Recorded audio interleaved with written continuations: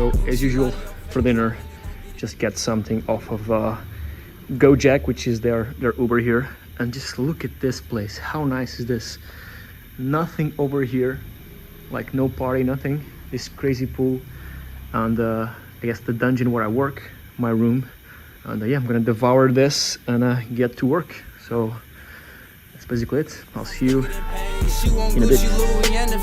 Fuck around and leave your pockets empty. Swear I ain't a killer, but don't tempt me. Missy, do you really miss me? She lie to your face, I really don't get it. She say what you want her to say.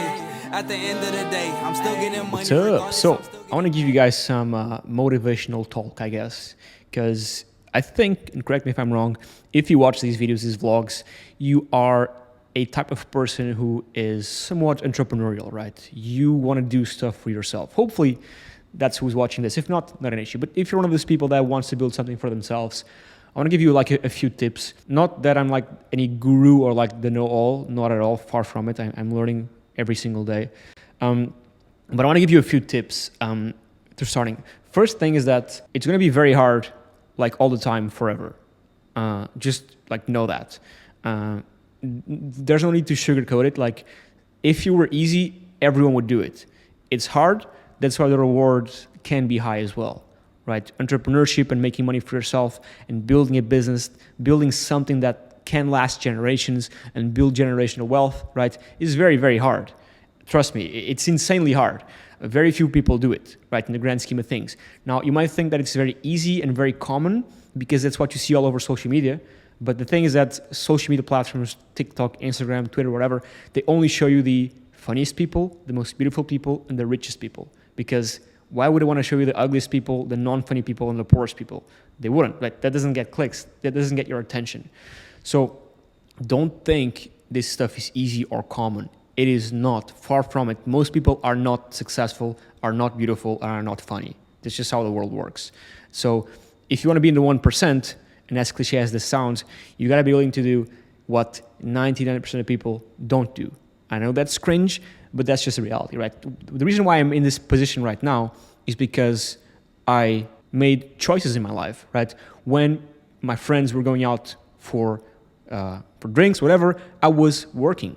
When my friends went for trips around Europe, I stayed working. Again, everyone can make their choices, right? I'm not saying I did the right choices, right? For me, I think I made the right choices. I'm still friends with everyone, right? I'm still very good friends with my friends, of course.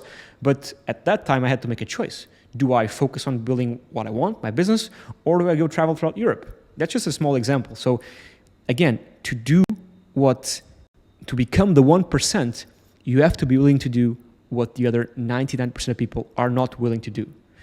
Plain and simple. That's just the biggest motivational thing I can tell you, which is not really motivational, it's just the reality, right? If you're doing what everyone else is doing, well, you're going to become what everyone else is becoming. Even in business, let's say if you already have a successful business right now, if you're just doing and copying what other people are doing, you're going to stagnate, right? You have to innovate. You have to leave your comfort zone. And that's the second thing, right? You have to like embrace the cringe, leave your comfort zone. You have to feel cringe and weird about the stuff you did last week, right? For example, these vlogs aren't really that good. I know they kind of suck. My English is broken. I speak very fast a lot of the times. Like I stumble upon my words. English isn't even my first language. I know these aren't great, right? Doesn't matter. I keep doing it, and then I look at last week's vlog and I think, so cringe, it sucks. But that's good, right? That's how you know you're like growing. Like being uncomfortable all the times and doing things that put you in an uncomfortable state of mind. Again, as cliche and cringe as that sounds, it's the only way to move forward. If you stay in your bubble, if you stay comfortable all the time, you're never going to do anything new, right? And the only way in which you succeed, I guess, whether that's like in any realm of life, is through failure. And how you fail is to do stuff that you don't know how to do, right? And when you do stuff that you don't know how to do, you're super cringe and you suck at it. If you go and look at my first video on my like other channel, like 5 years ago, whatever, it's awful. Like it's awful. And still to this day, I have videos that are awful. Doesn't matter. So if I had to live with something, it would be that, those two things. So yeah, very hard, forever, all the time, and actually, if you want to succeed, do things that put you uncomfortable. Do things that the other 99% of people aren't doing, okay? Do things that you don't know how to do, because that will allow you to fail. And when you fail, you know, okay, I went through this door, I failed, now I know not to go through that door again, I'm gonna go through this one again, which hopefully is success. But if it's failure again, doesn't matter, you fail, you get back up and you go again, and you try again. Because again, the only way to succeed is to fail, and to fail, you need to try stuff that you don't know how to do, and you're gonna be cringe for that. So that's it. End of the monologue. Cheers. She want Gucci, Louis, and the Fendi. Fuck around and leave your pockets empty. Swear I ain't a killer, but don't tempt me. Missy, do you really say I don't call back when I'm free? Get my shit all packed and I'll leave. I need some caffeine, cause I can't love, but I'll fall back when I'm asleep. I need a new whip with no keys. Another one. Another day. Another go jack. It's a pretty nice sunset there. These guys keep standing there. No more. Don't even think that you no more. You no more. Do no more. I really just don't got a clue no more. Cause you never telling the truth no more. Don't even think that you no more. You no more. She lie to your face. I really don't get it. She say what you want her to say. At the end of the day, I'm still getting money. Regardless, I'm still getting paid. She want Gucci, Louis, and the Fendi. Fuck around and leave your pockets empty. Swear I ain't a killer, but don't tempt me. Missy, do you really miss me? She lie to your face. I really don't get it. She say what you want her to say. At the what is up, guys? Figured I'd hop on here and just yap a bit about marketing. I know, super fun in a vlog. Maybe I don't know if I'll cut out this part, but I want to mention one thing real quick, right? Any business needs marketing, right? Marketing and sales are the life breath or the living keep your business alive, in essence. Any business needs sales and marketing, right? And all that marketing is arbitrage, meaning that if everyone's doing something, a marketing strategy, well, you can no longer arbitrage it. For example, let's say there's a highway, right? A big highway, and there's one like billboard at the side of it. Every car that goes past it looks, oh, a billboard there. Never seen that before. What's it advertising? A dentist, I don't know, right? Everyone sees that billboard, and that billboard works. It brings in sales to that dental clinic, right? So he's doing an arbitrage. There was nothing on the highway, and now there's a billboard there with this message that people who see it go to the business and do whatever it is with their teeth, right? So he's arbitraging traffic. He's doing something nobody else is doing.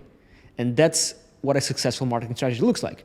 However, if in a month from now, a year from now, everyone's doing the same thing, the whole highway is filled with billboard after billboard after billboard, well, nobody's gonna notice it. It's just gonna be normal, right? There's no arbitrage there, right? So you're just gonna be speeding through the highway and you're not gonna notice the billboards because it just becomes like a commodity, like a common thing. But then, well, maybe that first guy that first bought that billboard finds a new way to arbitrage traffic again. So now he puts like a plane that flies over you with this message, right? Well, wow, that's a new thing, arbitrage, that's marketing, right? Marketing is just doing what works for a few people, because if everyone does something, it's gonna stop working. Like its effectiveness drops as more people get into it. So if you wanna do marketing sales, right, you gotta be constantly be doing and finding ways to do new stuff. And it's exhausting, but it's just how business works, right? And also in product as well, by the way, if you want to stand out and have a great product that solves a real life problem, right, you gotta be always innovating. So this applies to marketing and product, and honestly life as a whole. But I found this analogy of the highway billboard super interesting because like everyone nowadays, or everyone previously was doing like SEO, like ranking on Google first, right? But as more and more people see that works, like all of them go into it, becomes super competitive, super hard to do, right? For example, not a lot of people are doing YouTube right now, or not a lot of people are doing TikTok. If you notice, right, there's a bunch of people making a lot of money off of TikTok because low barrier to entry and it's still arbitrageable, if that word even exists. And so if you're doing marketing and sales, right, find clever ways to arbitrage. For example, I'm sure you know the game Exploding Kittens, like this card game, right? I was listening to a podcast about one of the founders of the game, insanely wealthy, right? And at the beginning, they went, when they were like trying to get some more users to the game, right? They went to these exposés, right? Where there's like these conferences with a bunch of like board games and these big companies who spend like thousands of dollars on these like booths, right? And they were like at the very back because they were a new game. Nobody knew about them, right? They were at the very, very back. And so they found a way to arbitrage. They found a way to do something nobody else was doing. They did two things. One, they put these little like fun cards in the men's bathroom in the urinals, right? Well, nobody was doing it.